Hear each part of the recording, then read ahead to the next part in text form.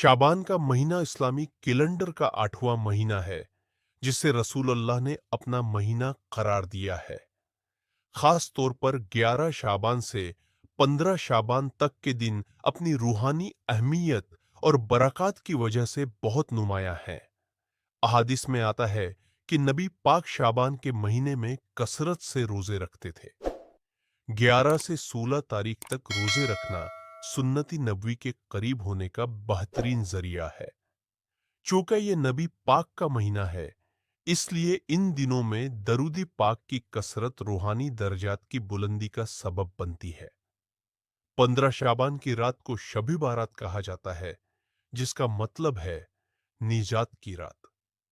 इस रात अल्लाह ताला आसमानी दुनिया पर नुज़ूल फरमाता है और पुकारता है कोई मगफरत मांगने वाला कि मैं उसे बख्श दूं, है कोई रिस्क मांगने वाला कि मैं उसे रिस्क दूं।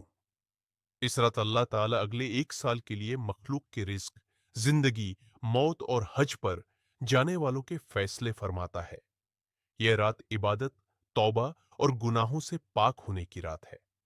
जो बंदा माही शाबान में रोजाना सुबह या शाम ये सूरत पढ़ेगा, इंशा अल्लाह पूरा साल अल्लाह पाक इस पर रहम फरमाएंगे। जिस पर अल्लाह पाक रहम फरमा दे, उस पर पूरी दुनिया रहम करेगी। आज की रात ये वजीफा पढ़ लो। ये वजीफा पढ़ते ही फरिश्ते खुद खजाने लेकर आपके कदमों में आ जाएंगे और फरिश्ते रब के हुक्म से आएंगे।